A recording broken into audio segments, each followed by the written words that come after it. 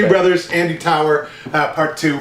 Andy, we were just talking about what makes your fragrances, uniquely you, and I'm wondering also.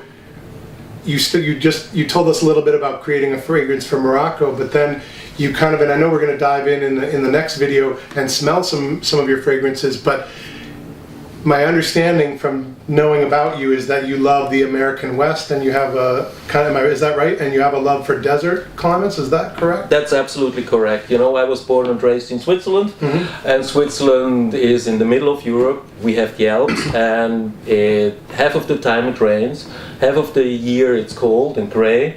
So, and I'm sort of misplaced there.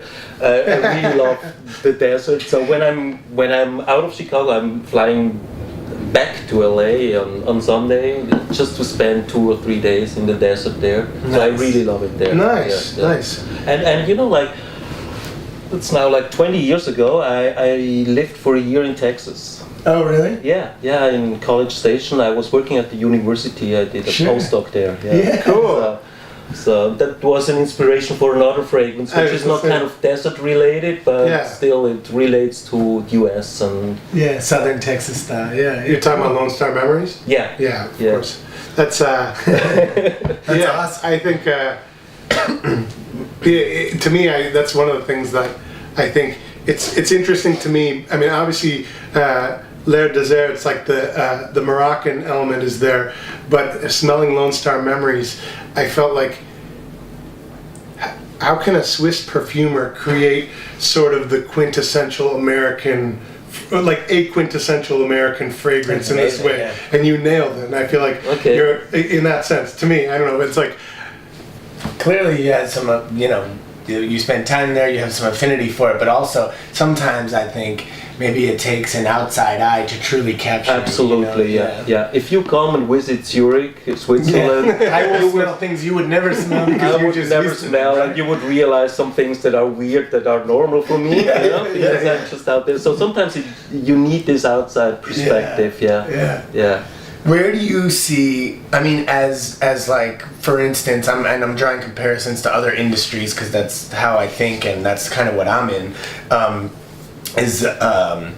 as there's less of a reason to be not independent because you have direct access to people who want to read your blog and buy your fragrances. Is it like, do you see the future of the industry being way more in an independent game? I mean, we've seen it grow, but do you think like, I think like we've seen people in music dig into, find indie bands and they get into finding unique stuff. I mean, there's something about the internet has opened up a world. It's done two things at the same time. It's like competing, right? Where capital is finding independent things and making them not independent anymore, but also it's making the information needed to start something more available so more people can do it independently. Do you agree with that? Like there's kind of a race right now, or competing interests of...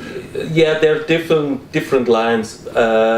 So you see, first the market has really grown, the niche market or designer market, it has really grown.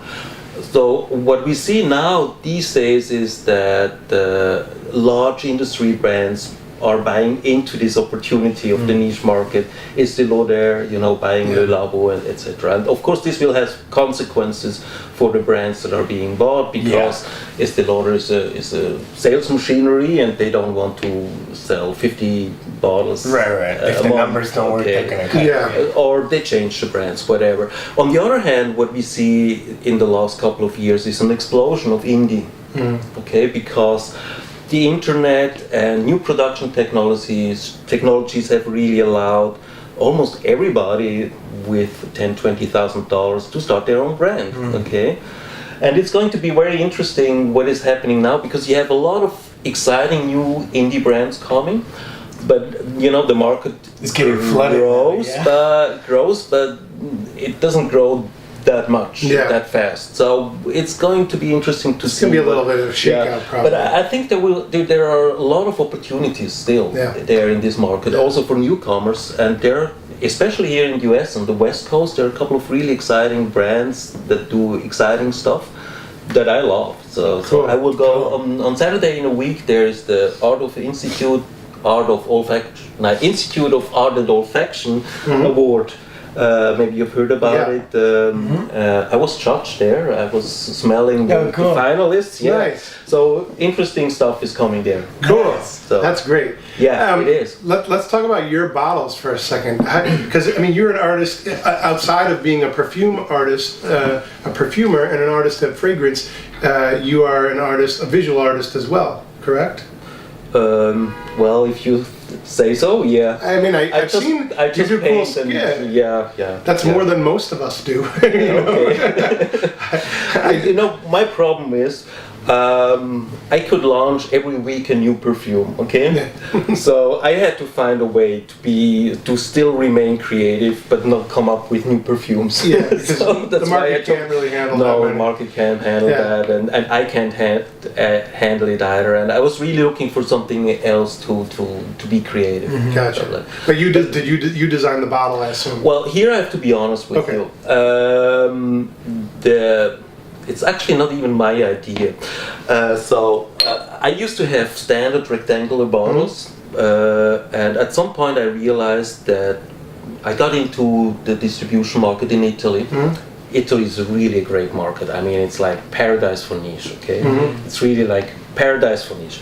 But I realized there, because I got into a lot of perfumeries, that I needed a new bottle, a bottle that stands out, because, okay, at the end, you do not only sell what's inside, you also sell what's outside. Okay, it's a fact. And me and my partner, we were jogging and we were discussing about, or I was talking about, I need a bottle that is unique, that has that the world hasn't seen. And he said to me, just like that, it has to be this like shape, a pentacle, like a pentacle. Okay, I go like, gee, that's clever, and I did the research and I realized nobody has ever done a flacon with a silhouette like that. That's cool. But the final design, you know, with the nice logo, this was actually done by a designer. Oh yeah? Okay, yeah.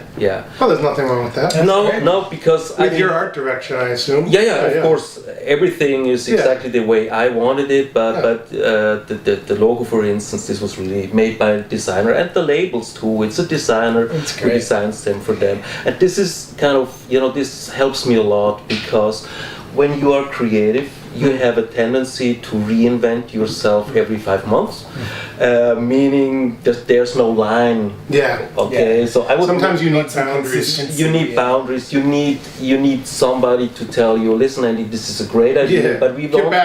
We won't make a pink label. We stick to our line. So.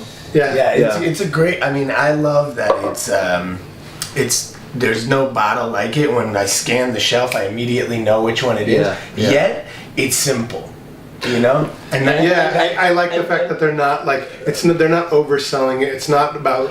It's very simple in a way. It's very straightforward. And what I also like is it really fits nice in your hand. I agree. It fits nice into and I just think there's to me, I'm a fan of geometric things. They're very pleasing to, I think, that at least for me, to like some sort of internal balance, you know, like internal order, like something like that, fitting in your hand, being geometric, to identify lines. There's like something deep in our psyche that appreciates that, you know. So I like that. And what I like is, you know, these days on Facebook you see a lot of perfume collection pictures where perfume lovers share their collection. And I can, you know, you can always see. I can always see. Across the room, you see your bottle. That's great. Cool. That's nice. That's gotta feel good. Well, let's smell some. We're gonna cut to the next video and we'll smell some fragrances.